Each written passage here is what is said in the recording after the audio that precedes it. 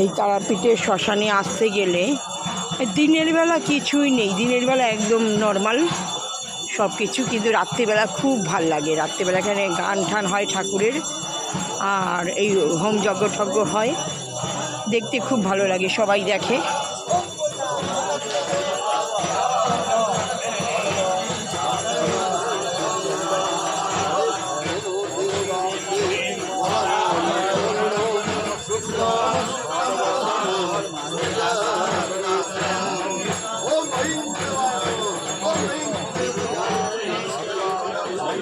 আয় শোনো, আয়,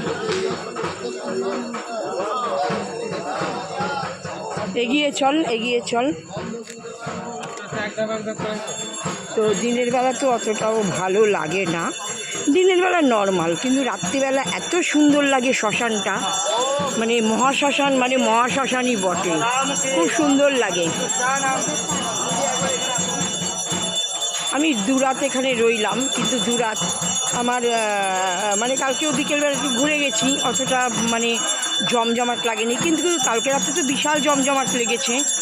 আর আজকেও মানে এসছি, আজ দারুণ লাগছে, খুব জমজমাট, খুব ভালো লাগছে।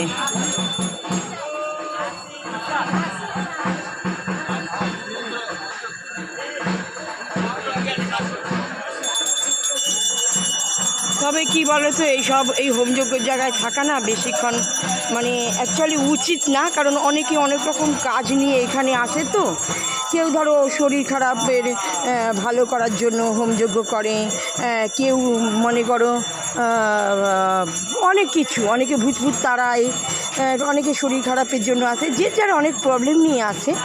তাই এইসব হোমযজ্ঞের জায়গায় বেশিক্ষণ থাকা উচিত নয়, কারণ কার কোনটা কি আসে। তো যাই হোক, আমি একটু সাহস করে গেলাম, একটু ভিডিও করলাম, তোমাদের সাথে সেটা শেয়ার করলাম।